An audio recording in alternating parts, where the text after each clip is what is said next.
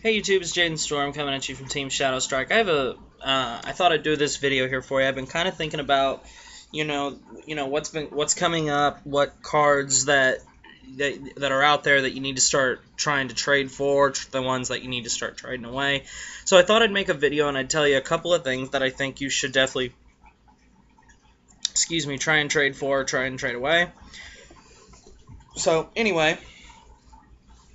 These are some cards that I think you should definitely try and trade for. Draconic Overlord The End is number one on my list. This card is going to be highly sought after once the Break Ride comes out here in the American meta at the end of the month. So if you can scoop any of these up in a trade, I highly suggest you do that because there are going to be plenty of players who are going to wanting to use the Break Ride with this. So it is definitely a good investment.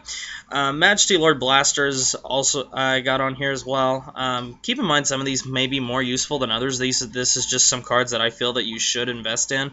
Majesty Lord Blaster is always going to be a fan favorite for just so many reasons. So you can't really go wrong investing in this card. You will get your worth back for it. Aquaforce Perfect Guards, and the reason I say this is because, like Gold Paladins or Kagero or things like that, they're getting reprints of Perfect Guards, but they're getting a different name. For like example, Gold Paladins have Liberators, so they're getting a Liberator Perfect Guard, and the reason that is, well, for one, Bushiroad probably is doing that to make more money so that they can still print more Perfect Guards and have a reason for them to be used, because a lot of cards now, they're going to start requiring a lot of cards that are based off what their name is. So this is going to be needed to ensure that if you Superior Call Perfect Guard to the rear guard, or you damage check one, it can still be used as cost, or it can still be used just because of the name. Aquaforce, on the other hand, however, as to this point, has not gotten a new name change. They won't be Liberators or Sealed Dragons or Ancient Dragons or things like that. It's still just going to be Aquaforce. So you can still use the original Perfect Guard Pascal, and it will work just as fine. So these are going to be sought after pretty quickly as well, because in set 11 we will be getting the Aquaforce Break Ride along with Last Card Revan, so this card will be very, very good. You should also try and maybe pick up some Aquaforce minor support cards, something maybe like Tier Knight Valeria. You can pick up 10. You could probably pick up Hollow 10k Vanillas and probably trade those off to people who want to trade those, who want those. I mean, just good Aquaforce support cards. The other day I picked up some extra triggers off a friend in a trade because I might possibly have 2 Aquaforce decks one day, and I just wanted to have them. So it's always good to have a couple of just good support cards, for decks that you might create in the future down the road, or simply just to have for trade. You might want to try and pick up some Sealed Dragon Blockades too. The Triple R's from set 2, I believe he used when he came out. He is getting a reprint in set 11, but he'll only be a double rare, so I imagine it won't look as good. So there are those players that want to max out the rarity of their deck, so that they definitely would want those, so you could probably try and pick those up.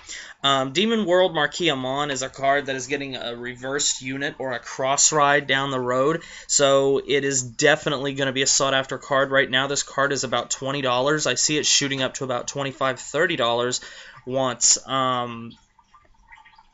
the card gets closer and as it's released. So this is definitely a card you should try and pick up, and as well, you should also try and pick up its Pale Moon. You should try and pick up the Pale Moon card, Silverthorn Dragon Tamer Lukia, because like Amon, it's also going to get a reverse cross ride, so it will definitely be sought after too. Right now, Lukia is looming around about $20 as well, so that's really a good reason. As well, you should also try and pick up Dayushas, both normal and the original. The normal and the cross ride, not the normal and original. By the original Dayusha, the first Dayusha, Super Dimensional Robo Dayusha, a lot of players are going to want the one that came out of set 3, I believe it was, that is a triple rare. A double rare. Because the one that comes out in the trial deck, it will only be a rare, I believe. And there are a lot of players who will want Hollow Dayushas, so I definitely suggest you pick up the Super Dimensional Robo Dayusha double rares. You should also try and pick up the cross rides. I know I'm personally trying to pick up another one of the cross rides. I only have 3. The cross rides will be sought after too, because in set 13 he gets a cross ride reverse like Lukianamon, so he will definitely be sought after. So right now the cross rides are only looming around like $10 to $13, so you could probably pick those up. And if you have patience, just hold on to them, because I imagine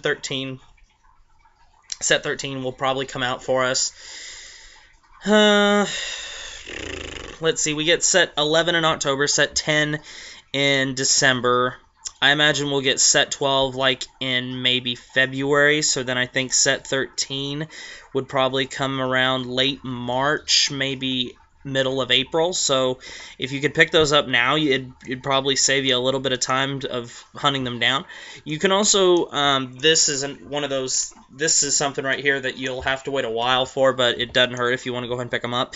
You could go ahead and pick up Grand Blue Perfect Guards and Ice Prisoner Kokaitis, because he's going to get a reverse cross ride. And Grand Blue Perfect Guards right now are probably the cheapest Perfect Guard that there is, because the deck just is not doing anything right now. Sorry, Zane. He's a teammate who plays Grand Blue, and he loves the deck. Even though right now his main deck is a Dungaree Narukami deck, he loves his Grand Blues. But I definitely suggest that you could try and pick some of this up, because set 14, it's set 13 that they get some more support finally, so you could definitely try and pick this up and hold on to it, because there are players that are going to want to play Grand Blue. Grand Blue is a fun deck. I've built it a time or two and then ended up tearing the deck apart and trading it away, just because it's not one of my favorite decks to play. I'll probably rebuild it again just for fun. Nova Grappler Perfect Guards is something that I definitely think you should invest in, because there are so many players that are looking for these. For some reason, the Nova Grappler Perfect Guard, or at least around here at my locals, is always the hardest one to find. That and Wyvern Guard Bari, the Kagero Perfect Guard. But Nova Grappler Perfect Guards, I did think you should definitely try and pick up. Those will definitely be a good investment. Demonic Lord Dudley Emperor, and Spike Brother Perfect Guards are also things I think you should invest in, because in set 10, Spike Brothers is finally getting some support. I would have a Spike Brother deck, but some motherfucker stole it. So I definitely will be rebuilding that down the road. And then the last card that I think you should try and pick up when it comes out is Goddess of Luck Fortuna. One of the positives, I guess, and maybe the only positive that we get from getting set 11 before set 10 is Goddess of Luck Fortuna comes out in set 11, which is the boss monster, supposedly. As I see it, the best card that Genesis will have access to. This is the one where its limit break is Soul Blast 3, and you can get an extra drive check if one of your drive checks is a grade 1 or higher Genesis unit. This card will probably be a lot cheaper at first, because it technically won't be able to be played in a deck, because we won't have any other Genesis cards. I mean, we'll get like 2 or 3, a couple different cards out of the set 11 that will be a Genesis card, but the problem is you won't be able to actually make a deck. So I just don't think this card will be very expensive. So if you could pick this up, I definitely suggest you get it and hold on to it. Cards that I think you should trade away. I think Blue Storm Dragon Maelstrom is still one of the best cards in the game, but I think you could probably trade him away right now and still get some good get some good trade value back for him, because he is still looming around $25. I mean, he is probably, in my opinion, he's still one of the best 11k limit break Vanguards that there is, just because his ability is amazing. So if you do have those and you're planning on playing the newer Aquaforce stuff, you could try and trade him off and just start saving up, or just be prepared to sell him. And it's just a good card that that if you are looking to maybe start saving some stuff up for some trade bait for other things, that you could definitely try and trade him away.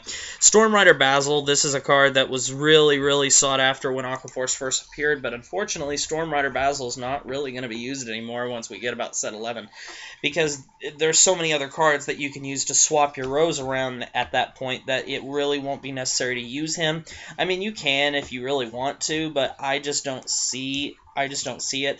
I also think you should probably start trading off your Silent Toms. Unless you're like me, I have like I have a lot of different decks. So, and Silent Tom, the only Silent Toms I'm looking for right now is currently the reprint alt art, because I like it better. Silent Tom, unfortunately, against Crossrise, he's just a little bit not as good. I mean, back before we had Crossrides, he was amazing. Phantom Blaster Dragons and Phantom Blaster Overlords for Shadow Paladins, I definitely think you should try and trade off right now, because Shadow Paladins are going to be getting a lot more support, and they just won't need it anymore. Spectral Duke Dragon for Gold Paladin is another card I think you should try and trade off. I just don't see them being much more useful, because Gold Paladin has Liberators now, and that's much better than Spectral Duke. And then the last card I have here that you should try and trade off is Scarlet Witch Coco. Scarlet Witch Coco may be a little bit better once we finally get an Oracle Think Tank Break Ride, but we haven't even, it has not even been announced, to my knowledge, if there is one or not, so I would definitely consider trading it off. But Scarlet Witch Coco, as well, is a pretty cheap deck right now, since it did get a reprint in the new extra booster that Oracle Think Tank got, so it is a pretty cheap deck to build. So it is still a pretty decent deck, but if you were looking to try and maybe thin off your cards a little bit, this is a card you could definitely try and trade and get something back for it.